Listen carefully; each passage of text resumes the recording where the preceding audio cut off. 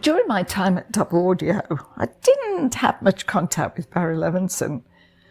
But one day his wife Diana called me and asked if I'd consider coming back to work with him on a new script.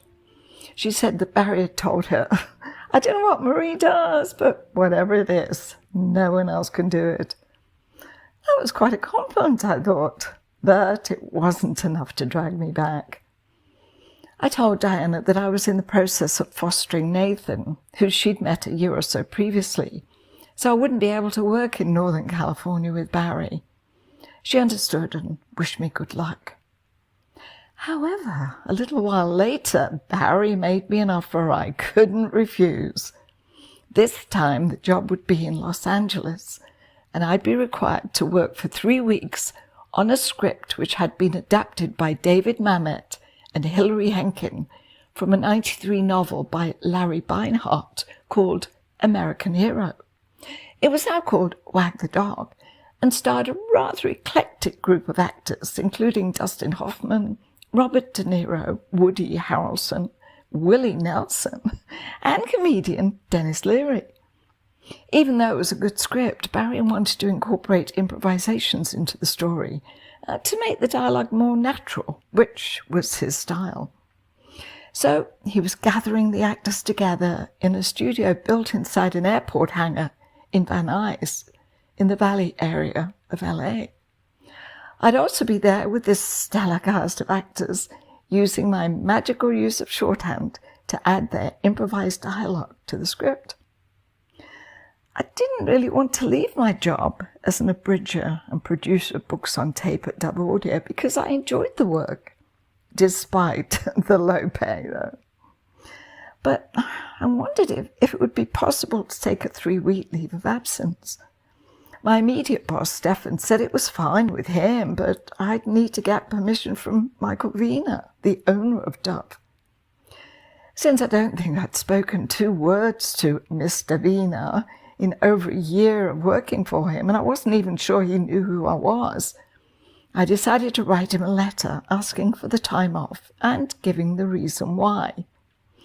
Well, it seemed that Michael was quite impressed that I was being invited to be an integral part of this very high-profile film, and he didn't hesitate to give me the time off.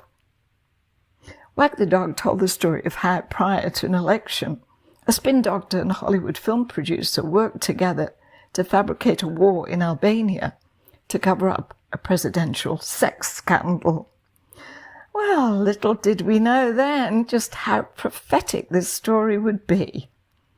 The film was released a month before the Clinton-Lewinsky scandal and the subsequent bombing of a pharmaceutical factory in Sudan by the Clinton administration because it was suspected of processing a nerve agent and being connected to Al-Qaeda. This action prompted the media to draw comparisons between Wag the Dog and reality. The same thing happened with the bombing of Iraq during Clinton's impeachment trial, and then the US intervention in the Kosovo war against Yugoslavia, which coincidentally bordered Albania. But of course, none of this was known when the script had been written earlier. I was due to arrive at the Van Nuys airport on the following Monday, but I got a call to say that we wouldn't be meeting until the Tuesday, because Martin Scorsese's mother, Catherine, who appeared in many of his films, had died, and De Niro was attending her funeral. Anyway, there I was on that Tuesday, sitting around a large table with Robert De Niro on my left and Dustin Hoffman on my right, across from Woody Harrelson, Willie Nelson, and some of the other actors cast in the film, including Anne Heche, who'd recently caused a bit of a stir in the press by announcing her relationship with Ellen DeGeneres. De Niro was full of cold and clearly wasn't feeling well. I asked him if he needed anything. "A cappuccino?" he replied. Since there happened to be a cappuccino machine in the office, I asked a PA, Raoul, if he could make Mr. De Niro the drink he wanted. The young man became very flustered. "Oh, I'm not sure how the machine works, and it's for De Niro." "It's not difficult," I told him. "You can do it." Unfortunately, I wasn't able to show him because I needed to return to the table and work on the script. "Your drink will be here soon," I told Bob. Then Barry settled everyone down and the actors started reading their roles and coming up with funny lines, which I wrote down in shorthand for possible inclusion in the script. It must have been at least 15 minutes later when De Niro said, "Where's my cappuccino?" I beckoned to another PA and asked her if Raoul had made the cappuccino yet. She whispered that he'd broken the machine and had to go out to Starbucks a mile away to get the drink. I then told De Niro that the cappuccino was forthcoming. He wasn't too happy, but I totally understood because he wasn't feeling great. He didn't look good. Often big stars have their own PA, but Robert De Niro didn't, and he seemed a little lost. He might have looked at me as a kind of assistant, but I was more than that, which he soon realized. For the most part, De Niro was very low-key, especially compared to Barry, Dustin, Woody Harrelson, and Dennis Leary.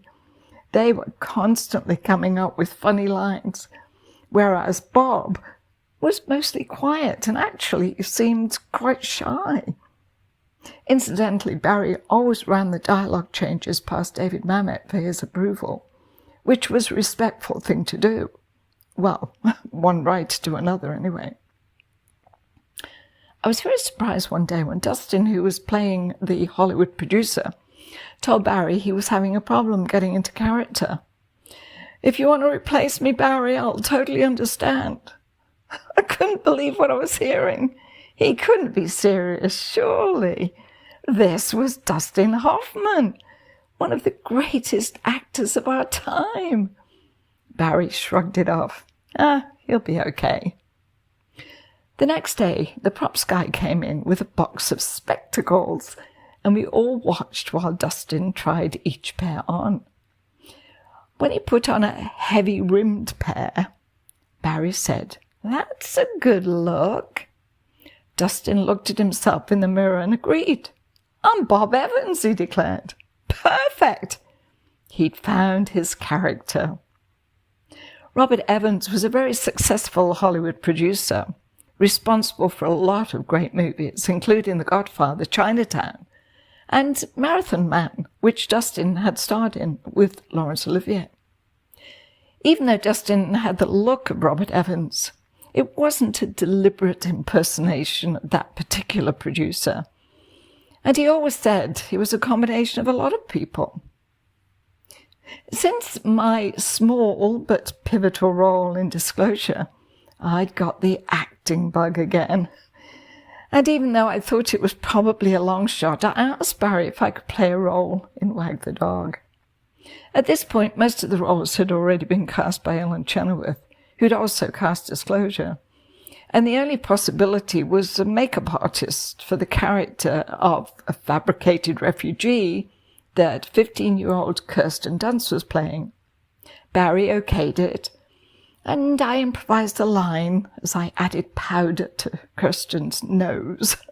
I think I said, "Her face looks too shiny." This was a scene that Kirsten was in with De Niro, but I can hardly say I acted with Robert De Niro, since I believe only my hand is visible. While the crew were preparing to shoot the scene, Bob called me over to where he was standing. "This thing you do with Barry on scripts, it's a good idea."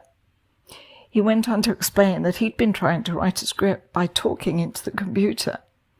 "It doesn't work very well, though. So maybe you could help me out sometime." "Of course, I'd be happy to." "Make sure Jane's got your contact information." Jane Rosenthal had been his producer for many years, and they'd formed Tribeca Productions together. When I went back to the group I'd been standing with, they were all curious to know what De Niro wanted to talk to me about. But I just smiled. Nothing wrong with a little bit of mystery, I thought. About a month later, De Niro's office called me, and I thought, oh, this is it. I'm going to New York to work with him on a script.